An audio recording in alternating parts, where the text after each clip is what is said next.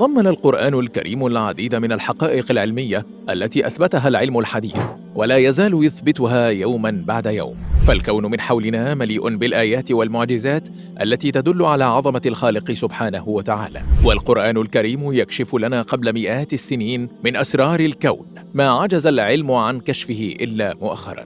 ومن هذه الآيات قوله سبحانه وتعالى في سورة التكوير: فلا أقسم بالخنس، الجوار الكنس. فهل سألت نفسك يوماً ما هي الخنس؟ أو ما هي الجوار الكنس؟ هذا ما أجاب عنه العلم الحديث بعد مرور أكثر من 1400 عام على نزول القرآن الكريم على سيدنا محمد صلى الله عليه وسلم، حيث اكتشف العلماء حديثاً وجود نجوم أسموها الثقوب السوداء، وتتميز بثلاث خصائص: أنها لا ترى، وتجري بسرعات كبيرة، وتجذب كل شيء إليها وكأنها تكنس صفحة السماء، حتى أن العلماء وجدوا أنها تعمل كمكنسة كونية عملاقة. وقد بيّن لنا القرآن الكريم هذه الحقيقة العلمية، فعبرت عنها الآيات الكريمات بثلاث كلمات جامعة. يقول تعالى في سورة التكوير: فلا أقسم بالخنس، الجوار الكنس. وهذه الآية الكريمة هي سبق للقرآن الكريم في الحديث عن الثقوب السوداء قبل أن يكتشفها العلماء.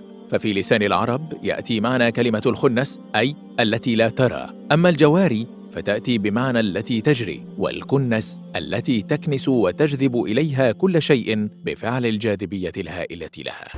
يقول الدكتور عبد الدائم الكحيل: حتى عام 1790 لم يكن العلماء قد اكتشفوا أن السماء تحتوي على نجوم تكنس وتجذب كل ما تصادفه في طريقها، حتى طرح العالم الإنجليزي جون ميشيل والفرنسي بيبر سايمون نظرية تقول بأن هناك نجوما مخفية في السماء.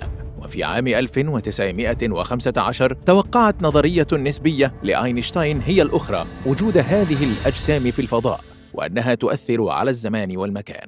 في عام 1994 أثبت العلماء بواسطة مرصد هابل وجود جسم غير مرئي في المجرة M87 يلتف حوله الغاز في دوامة واضحة، وقد قدروا وزن هذا الجسم ب3,000 مليون مرة ضعف وزن الشمس. ثم توالت الأدلة على وجود هذه الأجسام بواسطة أشعة إكس، ولقد اكتشف العلماء في عام 2002 مجموعة من المجرات على بعد 250 مليون سنة ضوئية. أكدوا أيضاً على وجود عدد كبير من الثقوب السوداء، ووجدوا كذلك أن انفجار النجوم هي المرحلة الأولى لتشكيل الثقوب السوداء، وأن جميع النجوم ستنفجر بعد نفاذ وقودها وتتحول إلى أشكال أخرى من النجوم.